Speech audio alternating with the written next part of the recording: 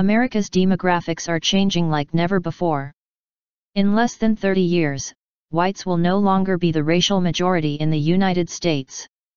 As VOA senior analyst Victor Morales explains in this first part of a two-part series, this population shift will have important implications for American culture and society. The U.S. Census Bureau estimates that by 2045, the United States will have a population of some 389 million people. And for the first time in the nation's history, the majority of people living in the U.S. will be non-white.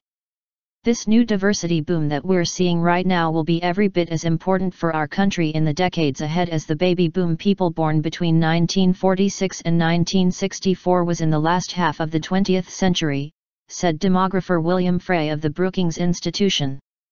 We know that the baby boom has changed the country in lots of ways: popular culture, changing values about all kinds of social issues, families, women's roles, and politics. And I think this diversity boom is going to have just as big of an impact. We'll be a very different country and we're only just beginning to see the start of it, said Frey. Hispanics, Asians, African Americans lead demographic shift. Hispanics, who now total some 52 million people, are expected to remain the largest minority group in the United States for decades to come.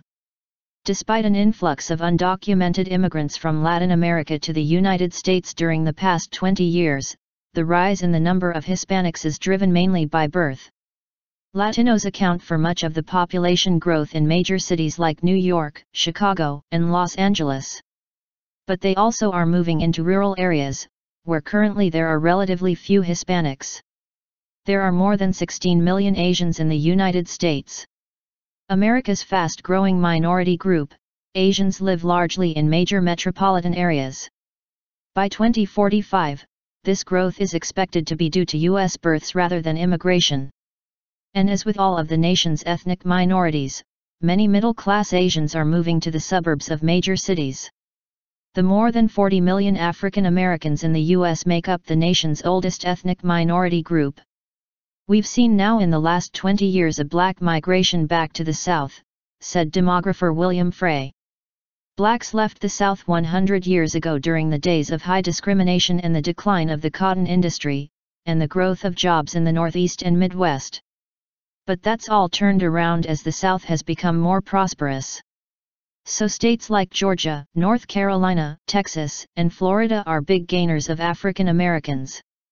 In the future, I think, the South will still be predominated by African Americans as the major group, even though the South is getting more Hispanics and Asians. On the West Coast, it will be more of a Hispanic and Asian confluence.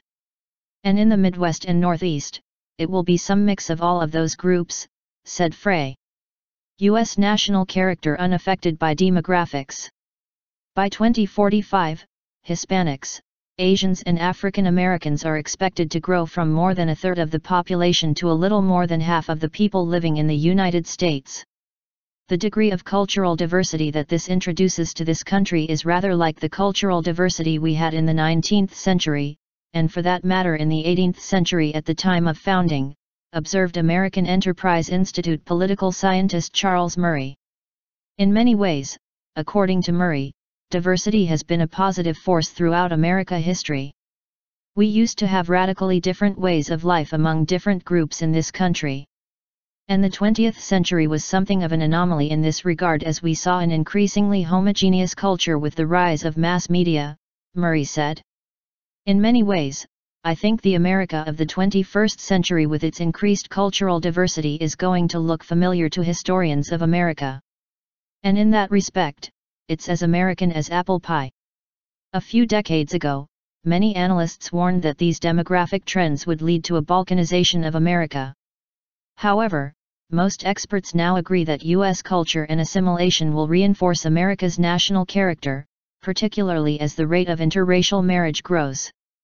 In 1960, multiracial marriages accounted for only 0.4% of all marriages in the United States.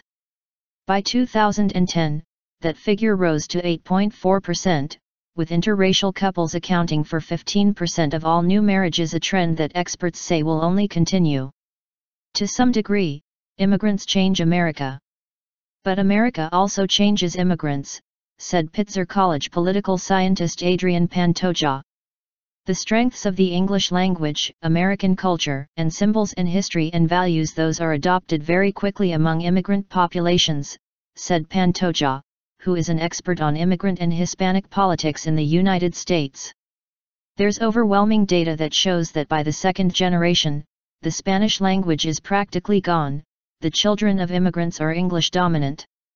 By the third generation, the Spanish language is essentially non-existent.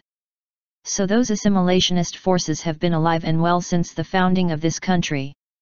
We have a nation that's built not on blood ties, but that's built on ideas and ideals, added Tamar Jacoby, President and CEO of Immigration Works USA, a national federation of small business owners working to promote better immigration laws. Those ideals are freedom, the individual, democracy, equality and opportunity. And those are pretty powerful things. And we've come to live in ways that exemplify those ideals, and people find that way of living very attractive. And that's why people want to come here. People come, and they succeed, and they like it.